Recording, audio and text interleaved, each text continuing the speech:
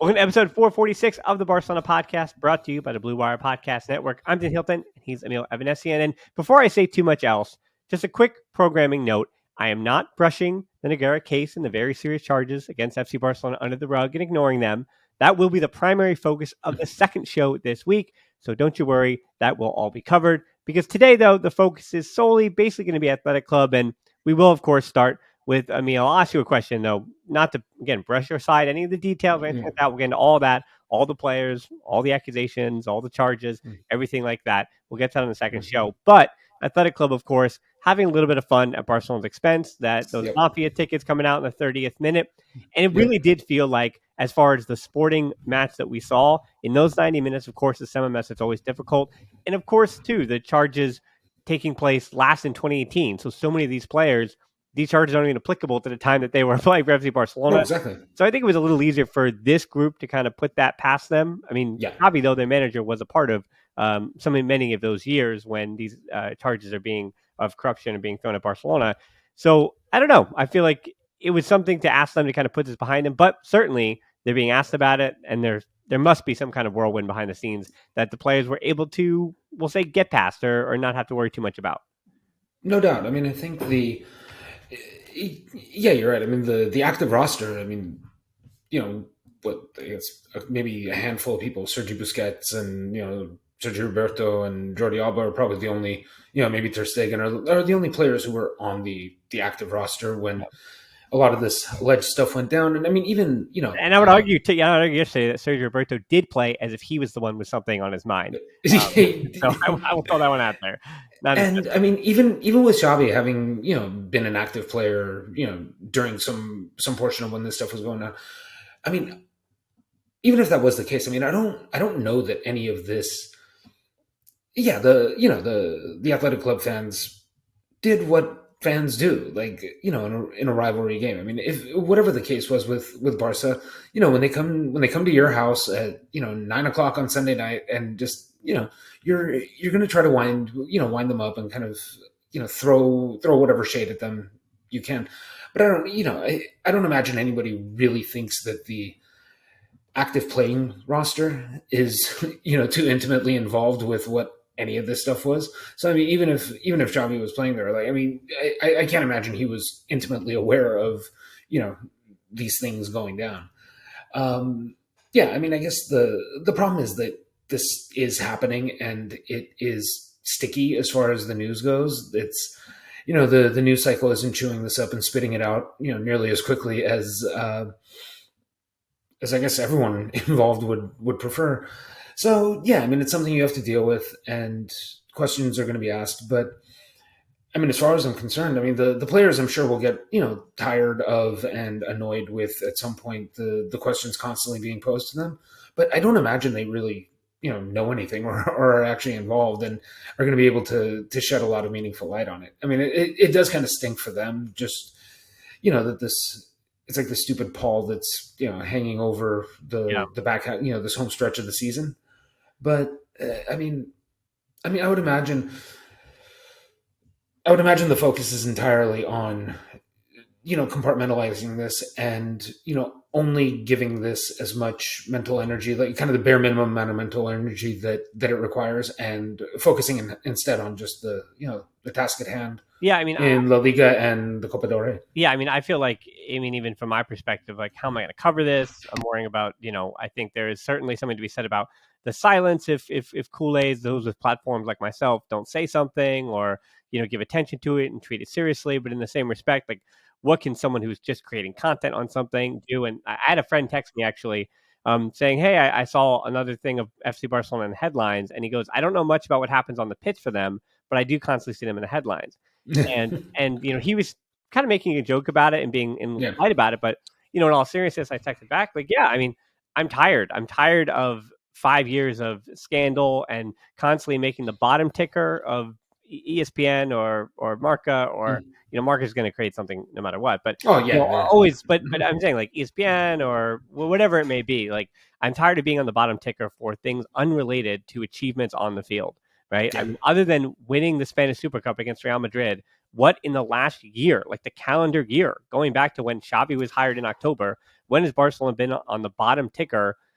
I mean, yeah, I guess when they won El Clasico 4-0, that was there, right? Like Yeah. everything that Barcelona has done to be on the bottom ticker has involved beating Real Madrid 3 of the last 5 times that those two teams have met, and that's it. And so, Yeah, yeah, I'm absolutely yeah, there hasn't been a positive on pitch story. It kind of, I mean, there's been positive on pitch stories, but nothing that kind of transcends yeah.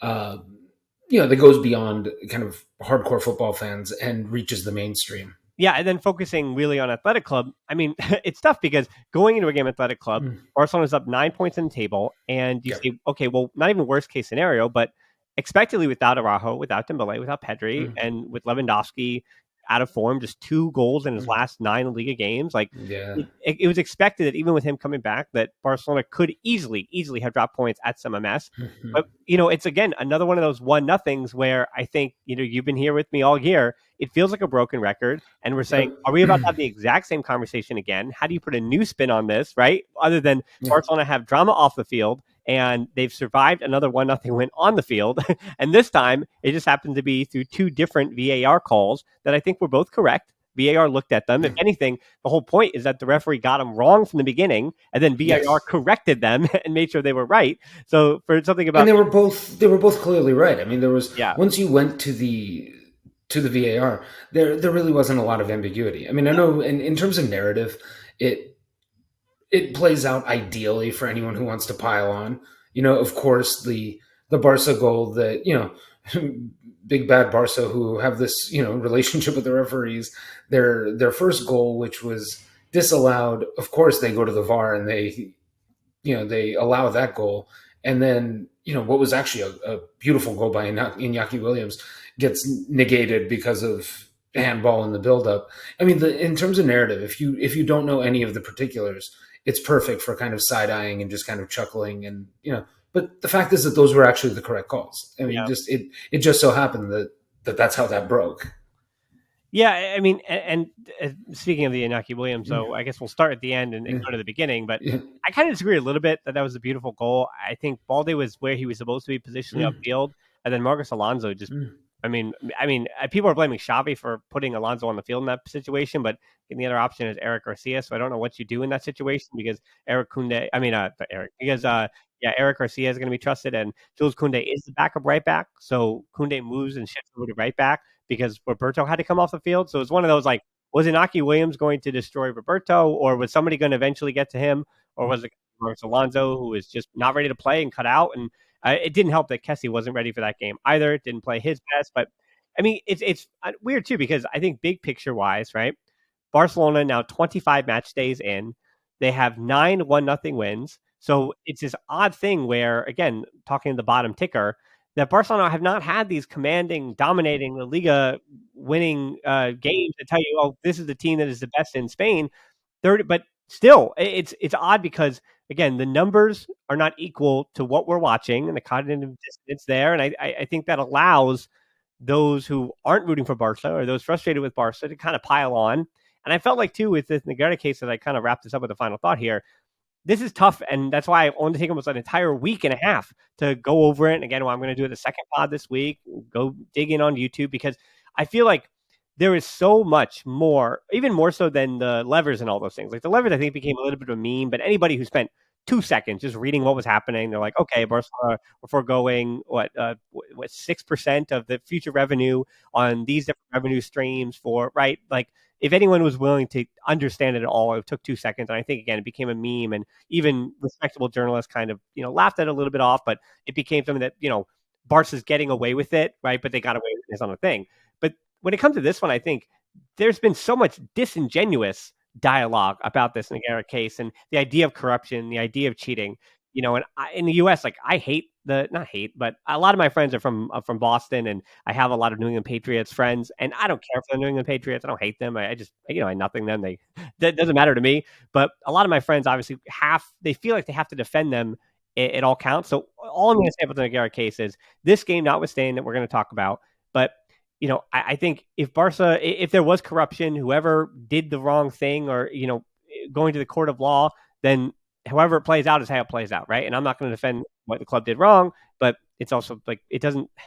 We'll talk about that later in the week. Anyway, so with 13 match days left, 39 possible points. Again, this is about the numbers in the league and the standings not being equal to what we see on the field, because you wouldn't expect it, but if Barca did win all of those games in those final 13 match days, they would finish the season on 104 points. So even if they drew 2 of them, so that's 11 wins and 2 draws, or lost 1 of them, that's 12 wins and 1 loss, they would still finish with 100 points or more. The only time Barca did that was the 2012-13 season under Tito Villanova.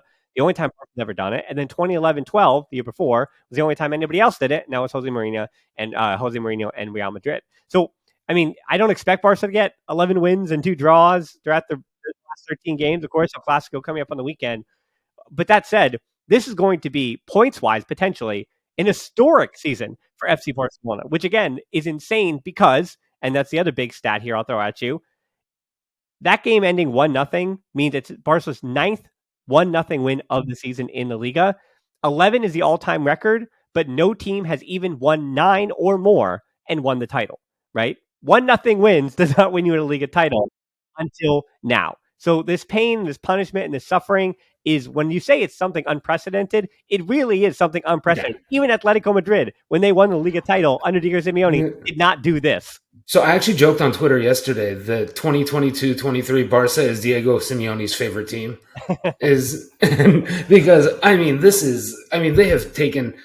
they have elevated Cholismo to its absolute apex. You know, I mean, it is just chef's kiss stuff. And yeah, I mean, it is staggering. I'm really surprised by that statistic, because I would have absolutely assumed that one of those Atletico title. I mean, I guess the original one, the first Atletico title team under Simeone, I would have assumed that they would have racked up the 1-0s at this rate, if not more. Because I always just figured that. I mean, I always thought of those teams as thinking of the second goal as wasteful if it's not necessary.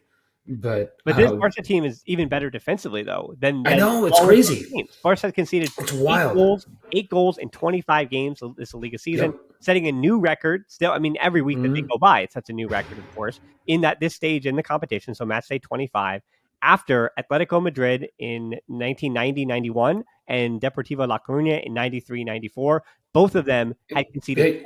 So 8. I mean, they continue to set records in just how few goals they're conceding. And who I want to start with, I think there's 2 big figures to talk about, and that you can almost kind of get out of here. Well, maybe a few other guys, but I think we have to start with ter Stegen. Like that number and that tells me you have to start with ter Stegen, because, you know, I've been having this dialogue for the last few weeks or months where I've said, if Barcelona win the Liga, Pedri was my MVP.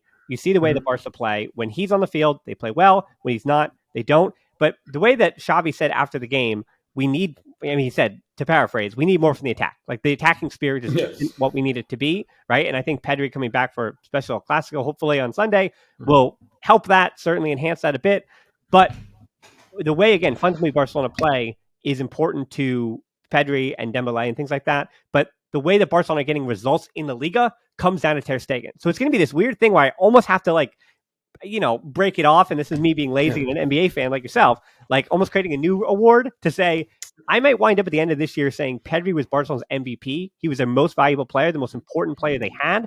But the Liga MVP might be ter Stegen, if that makes any sense. Like the team MVP is one person, but then in this competition, in the Liga, it has to go to Marc-Andre ter Stegen, because yesterday, the 70th minute, that tremendous save across the body. Yeah, it was a great height for him, but strong hands, full extension. And then even on the follow-up save that was offside, that save tells me too, like, can get in the head of the opposition, where once he makes that save, you feel like, oh, that was offside and we couldn't even score. We had 2 guys behind the offside trap and we couldn't score it. He just is going to stone. He's not mailing in anything. Like he's not switching off when it's offside.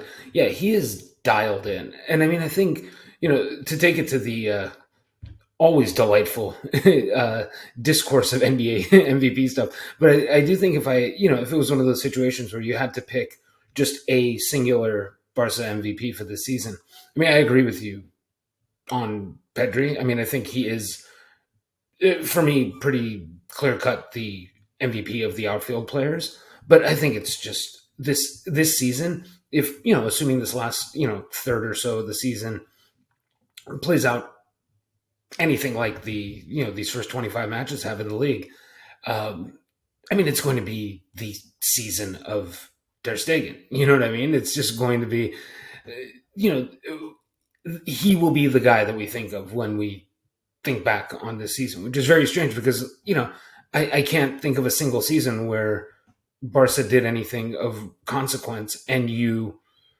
almost the first name or the second name you think of is just this unbelievable, this Goliath-like performance by the keeper. And he's elevating just that. He's elevated himself to such astronomical heights. I mean, I think he deserves every last accolade he gets this season. Yeah, it's interesting too because last season's Real Madrid La Liga was won because of Karim Benzema scored enough goals, the way that Robert Lewandowski did in the first half of the season at least, that they had a striker that scored enough goals and then a goalkeeper in Courtois that saved them points. And ter Stegen is doing the exact never made a mistake and made every save that needed to be made. Just kind of, he was kind of the platonic ideal of a goalkeeper last season, and ter Stegen's just kind of picked up that mantle this year. Yeah, I mean, it's helpful too because in front of him, again, this is kind of interesting the way that Valverde both got it right and wrong, which is interesting. I thought, actually, believe it or not, that Valverde and Xavi, I would give both of them like a B for tactics. Yesterday, I think it was a good idea for Valverde to start Nico Williams Jr. against Sergio Roberto. I know it seems like a galaxy brain thing, but Nico Williams Jr. is more comfortable on the right than he is on the left. So to put him on the left against Sergio Roberto, again, it was a bit of a gamble, take him out of his game. But fortunately for Barcelona, while that worked, like Sergio Roberto had no answer for Nico Williams Jr., Koundé thankfully rebounded and was good yesterday. You saw that he had all the answers. That final stand in stoppage time. I'm not sure exactly who it went off of. Was it Alonso? Was it the post? Was it Koundé? Whoever it was, one of the rebounds.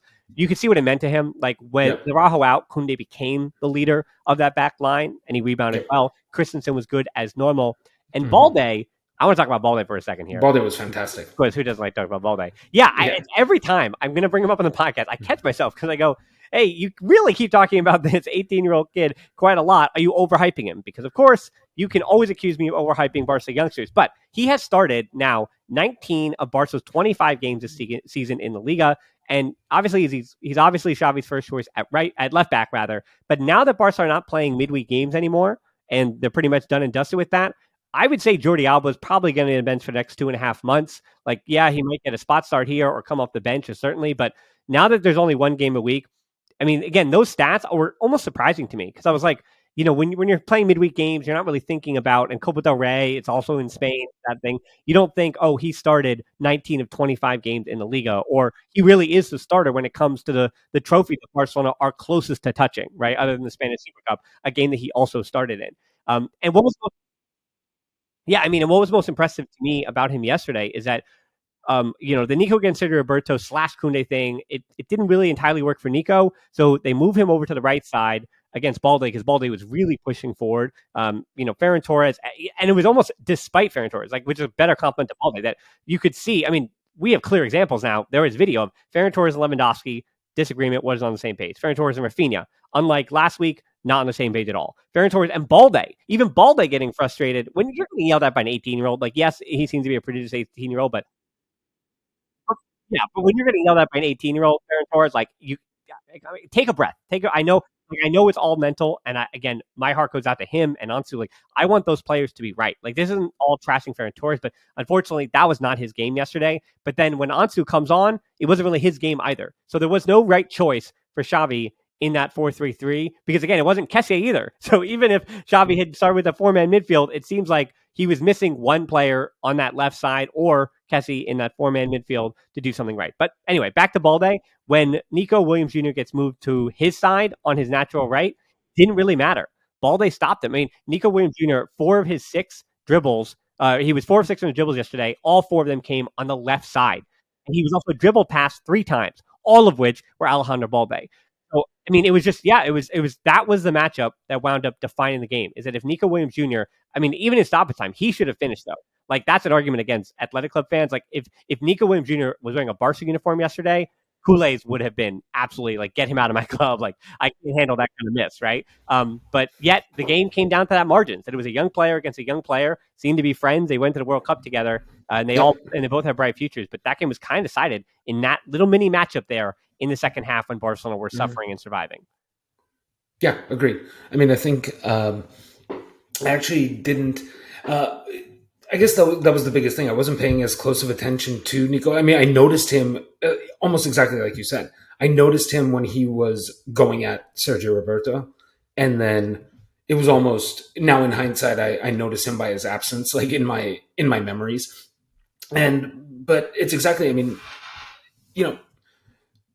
for Balde to both negate him, Nico as well as he did, while also having the impact and attack. Now I know as the game wore on, the impact of the Barca attack, tapered off dramatically. It was, it was much more, there weren't a lot of weapons out, but I didn't feel like they posed much of a threat. With regard to Ferran Torres, I have, with both him and, I mean, it's very clear where I stand on Ansu Fati. I mean, I want him to play. At this point in the game, if you didn't cash him in and you have needs in attack, I would pick Ansu Fati over Ferran Torres. I've not seen, particularly with Dembele out, because I mean, Raphinha has looked, particularly last night, like he was excellent, but Raphinha's looked good. Lewandowski's in. He has looked a little bit a shell of himself, but look, you're not rotating Lewandowski. You're not benching him. So, okay, that does leave that one last spot. I mean, what I thought of when I was watching Ferran Torres yesterday, and it kind of almost goes back to the whole like penalty thing with him and Ansu and, whatever. He strikes me so much of, he smacks of Alvaro Morata to me, where literally all of the raw materials are there and he often finds himself in the right places to do the thing. And yet the thing all too often doesn't get done. And, the majority of sort of memories and impressions that you have, if you just play word association and throw out his name, it's going to be something along the lines of missed a shot, or, flubbed a chance or something like that. And I don't know what you do with him. The fact that he's had some level of friction with, 3 or 4 different teammates at this point and seems to be exasperating all of them is a little bit problematic. I don't know what the actual fix is for it, or, I don't know if you take a dramatic, I don't know if you put him on the bench or, whatever it is, but clearly both ways. I mean, he's not a guy who's a mercurial, difficult teammate, but, a guy who's stuffing the score sheet, or someone who is, at least at this moment in time, kind of so deeply beloved and, worthy of his place on pure vibes alone. So I don't know where that actually leaves him. Well, I think it's a whole podcast in itself to ask the question, if you only keep one, is it Ansu with Ferran Torres? But I would also say that the comments made by Juan Laporta this week are really telling. Mm-hmm. That I combine that with the very believable rumors about Victor Roca, 40 million euros at some point when Barcelona can afford him, and that kind of deal. There is a forward, and Juan Laporta said it. There is a forward who is going to be gone this summer, and it's either Ansu or it's Ferran Torres. I think it's no longer going to be Raphinha, though. If anything, he in theory would snatch the biggest price at this point, maybe over. Yeah, you could probably make money on him. Well, yeah, I don't know about that. Well, I don't know, maybe. Anyway, well, I'll get that. Yeah. I'm going to do Raphinha in a second. But between Ferran and Ansu, I think it sounds crazy, and this is conspiracy brain me, but I think one of them or both already know that one of them is gone. Maybe they don't know who it is, but I think Ferran's like, I have a 50-50 shot of being out of this club because financially they're going to sell one of us because neither of us are performing. They're going to try to swap out somebody else. I mean, potentially even younger, if you're going to pay Gundogan's salary or whatever you want to do. I think both of them are playing as if they know that they're likely leaving. And again, it may not be both, but it's one of them. And for Juan Laporta to say just the way he did, like, I know Juan Laporta says a lot of stuff. Like, he's got a case. Like, he says a lot of stuff. But I think in that statement about like because he said the specific position, Now, Yeah. again, it goes back to the week before when he was talking about center backs, and everyone's like, "What is he talking about?" Like the Right. zero position seems like Barca actually have any players for, and then Koundé's playing a right back, so a lot of gobbledygook there. Yeah. But yeah, I don't know, just conspiracy brain. I feel like they're playing as if they know that their time is limited, and one of them that theory makes a lot of sense. A foot out. Yeah. So, I mean, I don't even know if it's that much of a conspiracy theory as much as, but what you're saying absolutely makes sense. I mean, whether someone's actually been told something specifically or not. yeah. I mean, even if, I mean, you'd have to be just, if you apply any logic to it, if you're just one of those two guys, I mean, you would have to assume that keeping the both of them, it wouldn't make sense. You would have to, even just in a vacuum, both of those guys would have to be thinking like, damn, one of us is going to be gone probably. Yeah. I want to give more thought to this one too in a future show and make sure I get my numbers right. But Robert Lewandowski, at his age and the fallout since the World Cup, again, that two goals in his last 9 Liga matches. Again, that's not a big enough sample size to really get too scared. I'm not scared about this season. I don't even think I'm scared of next season. But at his age and the drop off in production he's had in the last 4 months, coupled with the fact that his contract goes to 2026, now you have me concerned. Like that number of June of 2026 for his contract. That's the one that seems terrifying to me in the last 2 or 3 months. Again, not necessarily this season or next season, but I mean, every passing day, Lewandowski has less sell-on value. I mean, that was the whole thing about the Levers and bringing in Lewandowski, that Barcelona aren't bringing in players because they're trying to win the Liga trophy. Like they're so desperate to win trophies and to have achievements on the field that they were, we'll say in theory, mortgaging the future on players. But again, they also gave Ansu Fati a contract that he doesn't look like he's going to be able to fulfill at his number at a 10 million euro. He's not playing like a 10 million euro a year player. He's playing it as a 4 million or 3 million euro a year player at the Eric Garcia level. And that's kind of, messing with that salary structure a little bit and makes decisions difficult. Now, one of the decisions though, Raphinha. When Raphinha arrived to Barcelona last season at Leeds, he had scored 11 goals and 3 assists for Leeds United, being the man for a team that wasn't great. And Raphinha, what did he come for? Was it 55, 65, whatever it was? 65, I believe. 65, right. Or 55 plus incentives, whatever it was. Yeah. Raphinha arrives at that number. After getting 11 goals, I don't know what I could say, 11 goals and 3 assists, right? And I think I told people many times, I had a Leeds United expert come on, Oscar, and we talked about it. The expectations of Raphinha were X, Y, Z. This is what he does well. This is what he doesn't do well.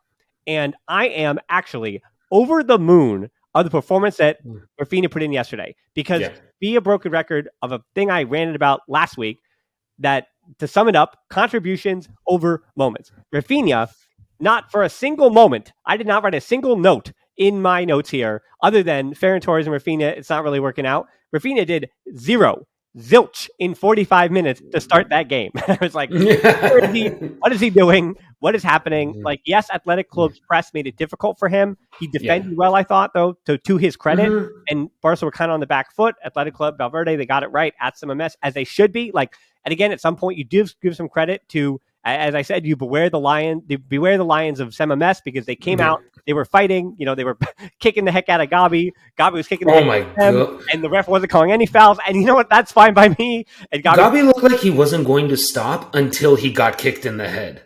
Well, which is very close. Yes. I mean, he twice, I remember, he was just sticking it in there. Yeah, I'll do that. We need you on the field, upright and healthy. Oh my goodness, In front of Athletic Club, in particular, Raul Garcia's boot. Okay, I hate Raul Garcia enough, right? Him kicking Gabi's head like a soccer ball, like a ball, is not like that would give me more grounds, of course, to hate him. But I don't think I have that much hate in my heart. Raul Garcia enough to have him kick Gabi in the head. But anyway, back to Raphinha. So Raphinha, other than defending and trying to help with that, offensively really does nothing, because again 1v1 dribbling, we've talked about it until we're blue in the face, doesn't really work for him. But the numbers, once again, the goal contributions and how important he has been to Barca winning a La Liga title this season, he now has moved his way up to, I would say, player 6, right? Are we doing in La Liga ter Stegen, Pedri, Lewandowski, Dembele, or Araujo, Dembele, Raphinha? Even before Koundé and Christensen, like I think I'm at Raphinha now, because he has 7 goals and 5 assists in all competitions since 2023 began. He now has 9 goals. Again, this is remember of last season. He had 9 goals and 9 assists on the season. So he's on pace to hit double digits, 10 and 10. Last season, again, 11 goals and 3 assists. So he's on pace to, he's already blown his assists out of the water, and he's on pace to equal at least his goal scoring attribute. I mean, his goal scoring when he was the number one guy for Leeds United. So he has done, as far as goal production, exactly what he came to do, and he did some of it coming off the bench behind Dembele with way less minutes. So it works out yesterday. And again, why I'm over the moon, to kind of put a bow on Raphinha, why I'm over the moon about him is that his goal yesterday, yes, he stayed onside, which is really, really important, which he hasn't done at all times this season, but he scored it with his right foot. And when Raphinha, who is so left foot dominated, is able to put the ball in the net with his right foot in an opportunistic spot, I mean, he knew it. Like, he knew that with Barcelona's 1-0 wins, he knew when he scored that right-footed goal, when they let him celebrate finally, because he didn't know, it was VAR, offside, wasn't working. But when they blew that whistle, it's always this weird emotional thing when you watch the players, like they have to celebrate a second time. But he knew right away that the whistle was blown, right? He knew right away that might have been offside. It was going to go to VAR. So he was pretty reserved in that initial celebration. But you could see what it meant to him when VAR overturns it, right? Where it's like you go from disappointed to happy and you go through the emotional spectrum. But he celebrated the VAR check as if he had scored it in the first moment, right? And that says a lot of what that goal meant to him. Scoring with his right foot, doing it at SMS. Like, there's that beautiful picture of the Basque fans just screaming and raining down on him the booze and the flipping the bird, and he's just standing with his arms outstretched, knowing that he's the guy. And I think it showed you a huge difference where has he been great with the eyes, or has he been great with his skill all year? No. Like, again, he's been absent at so many times. And you see when Ferran, Torres, and Ansu are absent, the way they've struggled, and yet Raphinha can be absent, and yet he's still doing the thing. He still scores a goal. He still gets his moment. And it's like he's living on those moments. His peaks are so high. Yeah. Oh, I agree. And I saw a statistic, too, that apparently he's the leader among Brazilian players in all of Europe's top 5 leagues in assists this season.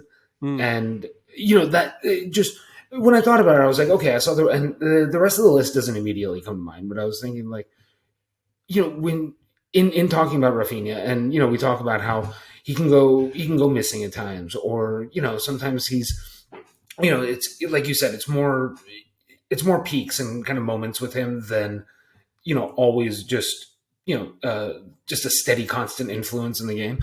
And I remember seeing that and just thinking that, I mean, he really is putting together what you said, like what looks like a really good season on he's been more consistent and more of a frequent threat, I think, a little bit of late. And I think he had another stretch earlier in the season where he looked fantastic. But he's really kind of putting together an excellent season from those moments. And and he's picked his spot. I mean, the good thing is that he never got his head down, and he never he hasn't shrunk from the responsibility with Dembele being out, and with Lewandowski tailing off in attack, and Torres and Ansu Fati, and everything like that. I mean, there's we talk about it. We have all these names that we rattle off, but given the state of everyone's health and form, like, this is a team that needs some help in attack, and he's not run from that responsibility, and he hasn't. He neither got pouty or anything like that when when he wasn't always starting and he wasn't always featured, and he's also, when he's been called upon, he's shown that he is capable. Again, if not minute to minute, but when you need him, he can pop up and, like you said, do the thing. Yeah, I mean, yesterday too, I was impressed at the fact that I'm putting way too much on Pedri. Like, I'm putting way too much on the idea of Pedri even returning. Like, he's only been gone a few weeks, but returning in Barcelona, like, their attack is not going to improve drastically. Even when Dembele comes back, like, look at the beginning of the season too. Like, it was still the same 1-0s. The reason they had 9 in the Liga, like, it's still the same team. But the things that Barcelona were struggling with yesterday, fortunately, I think, are the things that Pedri does to help rectify. And Barcelona did a lot of the other things well. Again, other than that one moment that Alonso is just a bad defender and not only has the speed, but didn't have the positioning to deal with Nico Williams on that run up the middle. Like you said, it was a beautiful goal. I didn't think it was a beautiful goal. I think I thought it was a nice finish. I mean, I don't know. I think Marcos Alonso was taking a nap, and if anything, Lewandowski should have scored that exact same goal pretty much in the first half. and Barcelona should have been up 1-0 at that moment before. We agree there. Right? And then Ansu should have scored one late too. So yeah, I think Barcelona lost him on the floor. But again, I guess a compliment a little bit to Barca to figure it out in the second half more than they did the first half. Like they were playing at Athletic Club's pace. Just again that jumpy goal, and you see that Athletic Club wanted to score one on a set piece. There's no Ronda Araujo, so when Raul Garcia gets in front of Busquets and hits that on the underside of the bar, I mean that's a warning shot for Barca. And you felt like, well, if they can survive that, then maybe they'll survive anything. But I think the thing that frustrated me yesterday about the players, and De Jong was frustrating in this more than I think almost anybody else. Like his body language was off yesterday. Lewandowski's body language was off. There was just too many times when I would see Lewandowski and Frankie De Jong. And now, again, if you're watching as opposed to listening, or you can be listening about this. He basically, they both put two hands down where you put them like down towards the ground to the thighs, and you're saying, you're gesturing. I mean, play it to my feet. Play the ball 2 feet here. Yeah. And my frustration with that is, one, Barcelona's passing was not crisp enough. Like, even though he had 64% of possession, the passing was not crisp enough where balls were being played to feet. It wasn't happening. But part two of that is they were asking, I think Lewandowski and De Jong, for the ball to be played to feet, but they were doing it without movement. So at times in Athletic Club where it would allow Barca to have possession in their third of the field, there was no movement. Even when they had set up in that 3-2-5, there was no movement to try to push Athletic Club, not even deeper, but to open up those half spaces and those inside channels to get anything in behind. Like Athletic Club were saying, okay, you're going to have this whole sequence break down because we've got you hesitating on your diagonal balls. I mean, Raphinha too was going nuts in that first half, saying, why are we not hitting these diagonal balls? It's one thing for Sergio Roberto to not play long crossfield, difficult diagonal balls to Raphinha. Like that's one thing. But everybody was kind of just waiting on it. And they were hesitating and they were cutting it back. And I don't know what was happening. I don't know what's why. And so the whole sequence would break down because Barca would recycle possession back to Christensen. And very much like it is usually Christensen at left center back. But when it's Araujo at right center back, other teams are doing the same thing. Like, hey, you beat us with the diagonal ball. You beat us by breaking us down in this low block. Araujo, can you do it? And usually, that's why Barcelona are winning 1-0 because there's a lot of times that they can't. And the same thing happened yesterday, where Christensen, I thought, was doing a good job. But again, the whole sequence would break down, and then I would watch him recycle it right back to him, and then you try to figure it out again. But there was just not enough movement. The ball playing wasn't good enough. But again, the body language also, when they were failing to have their teammates kind of, not play ball to feet, it was making everybody hesitate. And it felt like nobody trusts each other. And when you don't trust each other, that also allows Athletic Club to press you, right? Yeah. And I think that's continuing to be an issue where it's one thing for the talent in the team to not be good enough. But yesterday, it just felt like they were frustrated with each other. It wasn't cohesive. It wasn't working. And so, of course, my eyes go to Xavi and say, hey, Xavi, I know you don't have Pedri. I know you don't have Dembele. But there's something weird about this team that's winning the Liga by 9 points. Like there's a vibe, there's something off. Like they are playing as if they're failing to make it in Europe when they're already out of Europe. Like they need to be excited about the task at hand. And, Gavi's the one trying to kill himself to get these 3 points. You can see what that VAR goal meant to him. Gavi's killing himself. You see what the goals mean to Raphinha, but he puts his head down. He gets mad when you take him out of a game and sub him out. So it's like, I don't know, like Xavi, he's there because the locker room is in his corner, but as he said, and I talked about with Rick on Thursday, if Xavi loses that locker room even an ounce or doesn't have his players, that's the end of him in FC Barcelona. Even if he wins the Liga this season, we're talking about next season. Now, so broadly speaking, I mean that's probably correct. I mean, I don't know if it's so much if he loses the locker room an ounce necessarily, because I do think by virtue of simply being Xavi and coming in on the tail end of the, Valverde, Setien, Koeman sort of cavalcade of, swings and misses. And, it's actually strike that. I mean, I shouldn't even include Valverde in there. Just no one seemed to. I was about to say that. Yeah, no one liked Valverde. No, I think that man was done wrong. But so that's another issue for another day. But just kind of on this, at the very least, the cavalcade of unpopular managers, or managers who quickly became unpopular. In the case of like Koeman, came in as a legend and became unpopular quickly. I think there's going to be hesitation in making yet another change when, especially the man at the helm now, was the sort of the white whale, kind of the club legend who really was going to come in and could relate to these guys and is not that much older than them, than the older guys, and could really get his points across. I don't think that they would be quick to remove him. I don't know that necessarily. I don't get the sense that the locker room is that he's losing the locker room, or players don't like him or don't like playing for him. There seems to be sometimes there's simply just like a lack of a rhythm. Sometimes, as you said, lack of trust, lack of rhythm, just an absence of fresh ideas when they're out there. Because in a vacuum, most of these guys are not the types of players who are, you know, designed for, or, kind of probably derive their greatest pleasure from playing in 1-0 wins. I mean, you look at and yet here they are. And like you said, it's the funny thing is they are, I mean, barring anything crazy, they are going to cruise to a La Liga title. And it does feel kind of strange and disjointed. But if they're able to win two more matches in the Copa del Rey and keep this thing on the rails in La Liga, I mean, Xavi is going to have, in a season and a half, will have won 3 domestic trophies. And so I don't know that I necessarily fear for Xavi's future at this point, but I I do think there, and I can't put my finger on it. I don't know that there's a culprit, or I don't have a great idea for what the solution is. But there does seem to be something in the team construction that, for all of the talent and for all of the fact that these guys, by and large, seem to get along well enough. Um, there isn't a spark, as far as, I don't know, like there's not sort of a vibe or a dominance about this team.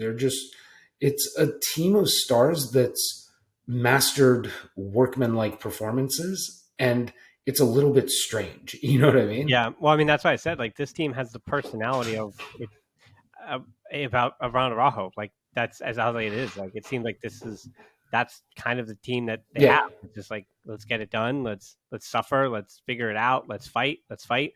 But not everybody does that either. But I I don't feel know. like this is almost Barca's version of like 1994 Brazil, where they won the World Cup, but Brazilians don't even like, they've won so many World Cups. Brazilians don't even like that particular World Cup win. Right? Like Yeah. they sort of gloss over it because it was like, Yeah. it was Dunga and like all those guys. Like Yep. they were the staples of the team.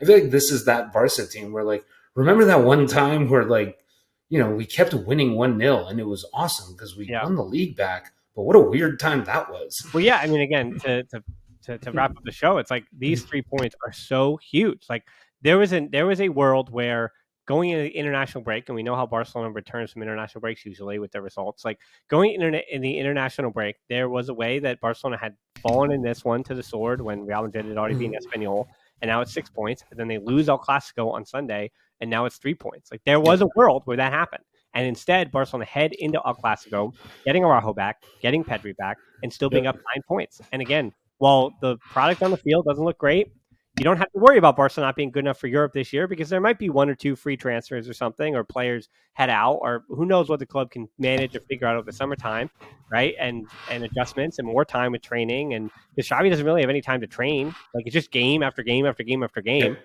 This is the first time we've ever had any training. So what can Xavi put together over the course of a summer? And without a World Cup in the middle of it all, it'll be a little bit of more rest for the players than they've had in multiple years. Like, so that might be helpful to somebody like Lewandowski, who's Yeah. getting pretty long in the tooth there. So I think there is a world where, I mean, the off the field stuff is one thing, but as far as on the field, that Barcelona this might be Barcelona surviving the storm. Like they might have been able to survive without Pedri and Araujo, and well, from this game at least, and they've been able to survive the storm. And I'm quite optimistic after this game, to be honest, about La Liga, more than I think I was at any point. Even if Barcelona lose El Clasico on Sunday, it's still 6 points.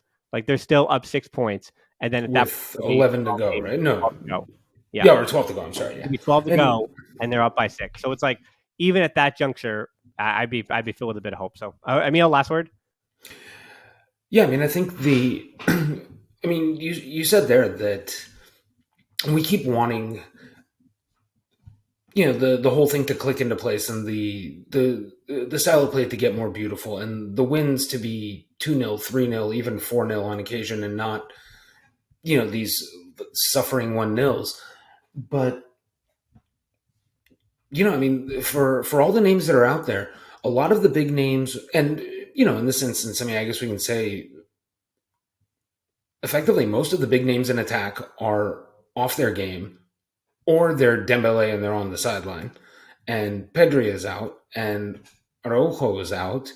So if you put it like that, and what is it, 2/3 of whatever 75% of your 8 best players are either injured or misfiring at this at a particular moment, they're doing a good job of getting the results. And I know that's essentially the drum that I've beaten, and we've beaten sort of throughout this stretch of the 9-1-0 victories and things like that, but they're doing what needs doing. And I think we're far enough into the season where I mean, there might be a game where everything sort of clicks and they put 4 or 5 past somebody, and it just feels like party time. But by and large, I mean, I think this season and this team, and I don't say this in a derogatory way, this season and this team have shown us kind of what their MO is and what the move is.